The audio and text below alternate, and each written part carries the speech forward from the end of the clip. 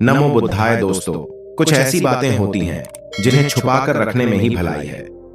यदि आप उन बातों को लोगों को बताएंगे तो आपको बाद में बहुत ही पछताना पड़ेगा और अपमान भी झेलना पड़ सकता है।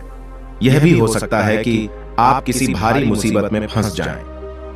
आइए एक कहानी के माध्यम से यह जानने का प्रयास करते हैं कि वह कौन सी ऐसी खास बातें हैं जिन्हें कभी भी किसी को नहीं बताना चाहिए। दोस्तों, एक राज्य में अशोक नाम का एक युवक रहता था।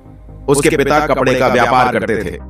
कपड़े का व्यापार बहुत ही अच्छे तरीके से चल रहा था। उनको काफी मुनाफा भी हो रहा था। सब कुछ बहुत ही अच्छे तरीके से चल रहा था। धीरे धीरे अशोक की उम्र बढ़ने लगी।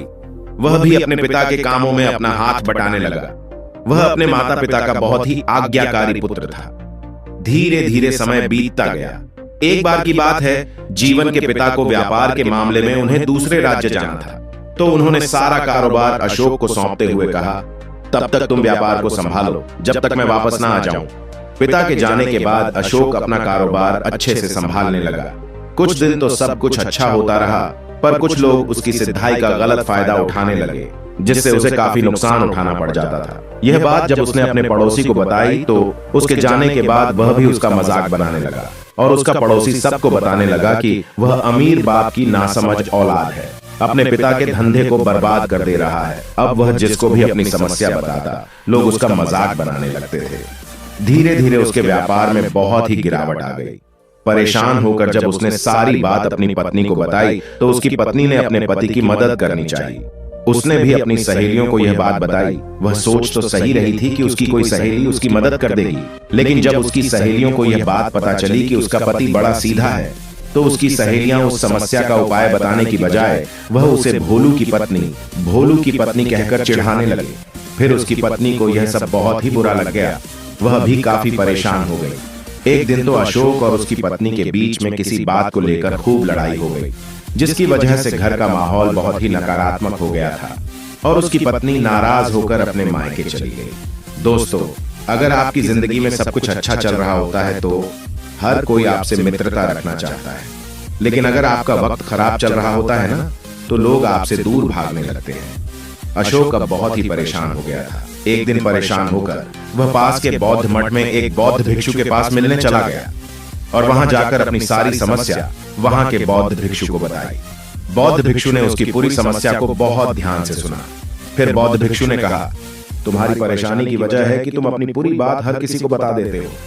इससे तो हर कोई तुम्हारा फायदा ही उठेगा, तुम पर हर कोई हंसेगा भी। अब मैं तुम्हें 7 ऐसी बातें बता रहा हूं जिसे तुम किसी को भी मत बताना, नहीं तो बाद में पछताना पड़ जाएगा। यह 7 बातें तुम्हारी जिंदगी को बदल कर रख देंगी और तुम्हारा व्यापार भी बहुत अच्छे से चलने लगेगा और जिंदगी में जो भी तुम करना चाहते हो वह सब बहुत आसानी से कर लोगे। बौद्ध भिक्षुओं ने कहा, पहली बात, अपने दाम्पत्य जीवन और घर परिवार की बातें हमेशा गोपनीय रखना चाहिए। यदि आप किसी मित्र या रिश्तेदार को यह बातें बताते हैं तो इससे घर के सदस्यों में आपसी मनमुटाव और विश्वास की भावना घटती है और परिवार का विखंडन भी होता है। साथ ही आपके घर का राज धीरे धीरे सार्वजनिक होता जाता है। घर की बातें बताकर दूसरों की सहानुभूति हासिल करके आप कुछ समय के लिए जरूर राहत महसूस कर सकते हैं, लेकिन इससे आपकी कमजोरी प्रदर्शित होने लगती है। लोग इतने खाली बैठे रहते हैं कि उन्हें कुछ मसाला चाहिए ताकि कुछ चर्चा होती रहे। उनका दिमाग इन्हीं सब बातों में लगा रहता है। लोग एक दूसरे की खिंचाई करने में लगे रहते हैं। इसीलिए तो अपने दाम्पत्य जीवन की बातें, अपने परिवार और घर की बातें किसी को भी मत बताना। दूसरी बात है, अपनी कमजोरी के बारे में किसी को भी नहीं बताना चाहिए। हालांकि बहुत सी जगह या मामले में इसे गोपनीय रखना घातक भी सिद्ध हो सकता है, लेकिन बहुत से मामले में इसे उजागर करने से आपको लोग कमजोर समझकर आपके साथ गलत व्यवहार करने लगेंगे या आपको मानसिक रूप से दबाने लगेंगे। इसलिए इस बारे में आप अच्छे से विचार कर लें कि कब, कहां, कौन सी कमजोरी गोपनीय रखनी है। यह भी याद रखें कि यदि आप अपनी कमी को प्रचारित करेंगे तो फिर कई लोग आपका अपमान करने लगेंगे, क्योंकि लोगों को आपके साथ कभी सहानुभूति नहीं रहती है। जो लोग किसी की सहानुभूति अर्जित करना चाहते हैं वही अपनी कमी के बारे में किसी से चर्चा करते हैं। दूसरा यह है कि खुद के साथ हुई धोखाधड़ी को भी हर किसी के सामने नहीं बताना चाहिए। जिसके पास इसका समाधान हो उसी को बताएं, वरना आप हंसी के पात्र बनेंगे। क्योंकि आजकल लोगों को मजे लेने के लिए कुछ रस चाहिए, इसलिए अपने साथ हुई धोखाधड़ी की बात किसी को भी ना बताएं। तीसरी सबसे जरूरी बात जो तुम्हें किसी को नहीं बतानी है वह है आपकी अपनी आर्थिक हालात। आप अपने घर के आर्थिक हालात पर किसी से चर्चा ना करें। धन को गुप्त रखिए। लोग जानना चाहते हैं कि आप कितना कमाते हैं।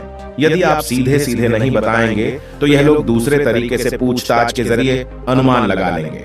आप अपने धन को जितना हो सके उतना गोपनीय रखेंगे तो आपके लिए अच्छा होगा। इसलिए नहीं कि लोग कर्ज मांगने लगेंगे और फिर लौट आएंगे, नहीं। इसके और भी कई कारण हैं। धन को अपने मित्र, परिचित या रिश्तेदारों से गोपनीय ही रखने की सलाह दी जाती है, क्योंकि अगर लोगों को पता चल जाएगा कि उनके पास इतना ही धन है तो इससे भी लोग तुम्हारी औकात का अंदाजा लगा लेंगे और कुछ लोग उसी हिसाब से आपको इज्जत भी देंगे। न बताने से लोगों के बीच एक रहस्य बना रहेगा और हर कोई आपको इज्जत देगा और तुम्हारे धन के ऊपर किसी की बुरी नजर भी नहीं लगेगी। जो लोग बताते हैं कि हमारे पास इतना धन है, उन लोगों के यहाँ सबसे ज्यादा चोरियां होती हैं, जो अपने धन के बारे में हर जगह बताते रहते हैं कि मैं इतना कमाता हूं, मेरे पास इतना धन है। चोरी भी उन्हीं के घर सबसे पहले होती है, क्योंकि सच्चाई है, जिंदगी में तुम्हें कोई आगे बढ़ता हुआ नहीं देखना चाहता है। इसलिए अपने धन दौलत के बारे में किसी को भी मत बताना।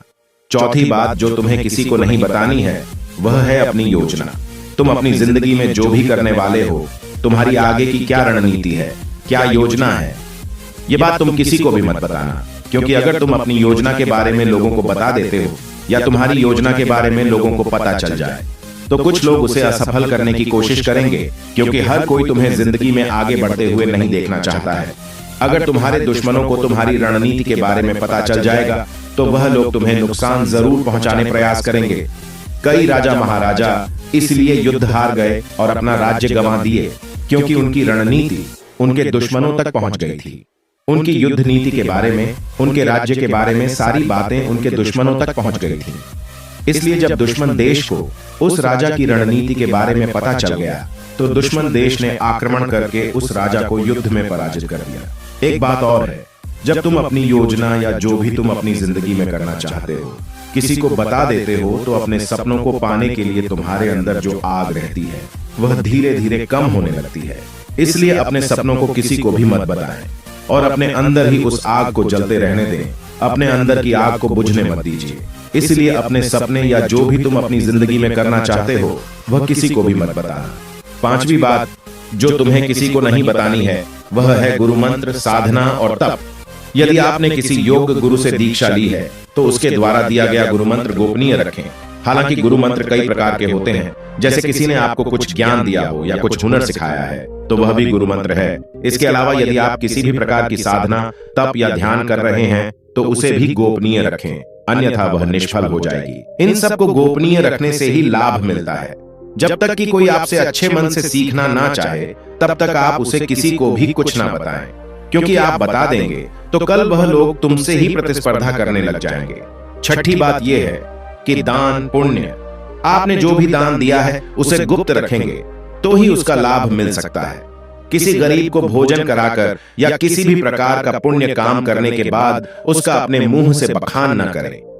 यदि आपने इसे किसी के समक्ष जाहिर कर दिया तो समझिए कि वह खारिज हो जाएगा और आपको वह शांति और आंतरिक खुशी नहीं मिलेगी जो तुम्हें मिलनी चाहिए थी। कुछ लोग दान देकर हर जगह ढिंढोरा पीटने लग जाते हैं। आज हमने इतना दान दे दिया है तो उस दान का कोई महत्व नहीं रह जाता है। दान हमेशा अपनी खुशी के लिए और दूसरों की मदद के लिए करना चाहिए। एक बात और, हर किसी को दान भी नहीं देना चाहिए। जो सफल है, अपना कार्य करने में सक्षम है, उसे दान नहीं देना चाहिए। सातवीं बात जो हर किसी को भी नहीं बतानी है वह है अपने मन की बात। अगर आप परेशान हैं, किसी बहुत बड़ी मुसीबत में हैं, कुछ आपको समझ में नहीं आ रहा है कि अब क्या करना चाहिए, तो आप अपने मन की बात अपने किसी करीबी मित्र से कह सकते हैं। हर किसी से अपने मन की बात ना करें जिसे आप अपना सबसे करीबी मित्र समझते हैं, या कोई ऐसा व्यक्ति जो आपके मन में हो रही उलझनों को समाप्त कर सकता है। जो आपकी बात को समझे उसी से आप अपने मन की बात करें, क्योंकि अगर हर किसी से आप अपने मन की बात कह देते हैं तो वे लोग इन बातों का बाद में मजाक बनाने लगते हैं। आपके मन में हो रही उलझन को वे लोग दूर करने की बजाय आपको और अधिक परेशानियों में खड़ा कर देंगे। इसलिए किसी समझदार व्यक्ति के सामने ही अपने मन की बात करें, या कोई खास हो जो आपको समझता हो उससे ही अपने मन की बात कहें। इतना कहकर वह महात्मा चुप हो गए। अशोक को तो अब सब समझ में आ गया था कि वह अब तक कौन सी गलती कर रहा था, जिसकी वजह से उसके धंधे में लगातार गिरावट आ रही थी और उसके घर में इतनी अशांति फैली हुई थी। आज उसे 7 बातों के रूप में 7 वरदान मिले थे। वह अंदर ही अंदर बहुत खुश हुआ। अब उसे विश्वास हो गया था कि अब उसकी जिंदगी बदल जाएगी, अब सब कुछ अच्छा होने वाला है। फिर उसने उस बौद्ध भिक्षु को प्रणाम किया और उन्हें कोटि कोटि नमन कर वापस अपने घर आ गया। अगले दिन से उस बौद्ध भिक्षु के द्वारा बताई गई बातों का अनुसरण करने लग गया और फिर धीरे धीरे दिन प्रतिदिन उसका व्यापार सुधरने लगा और उसके घर में सुख शांति का माहौल फिर से पैदा हो गया। तो दोस्तों, हमें भी इन 7 बातों को अपने जीवन के 7 वरदान की तरह मानना चाहिए और इनका अनुसरण करना चाहिए, जिससे कि हमारी जिंदगी बहुत ही आसानी से चलती रहे और हम दिन प्रतिदिन तरक्कियां करते रहें। तो दोस्तों, मुझे उम्मीद है कि आपको इस कहानी से कुछ ना कुछ सीखने को मिला होगा। अगर आपको यह कहानी पसंद आई हो तो वीडियो को लाइक जरूर करना और ऐसी ही कहानियों के लिए हमारे चैनल को सब्सक्राइब जरूर करना। तो चलिए दोस्तों, मिलते हैं अगले वीडियो में। तब तक के लिए अपना ख्याल रखना और वीडियो को अंत तक देखने के लिए आपका बहुत बहुत आभार। नमो बुद्धाय।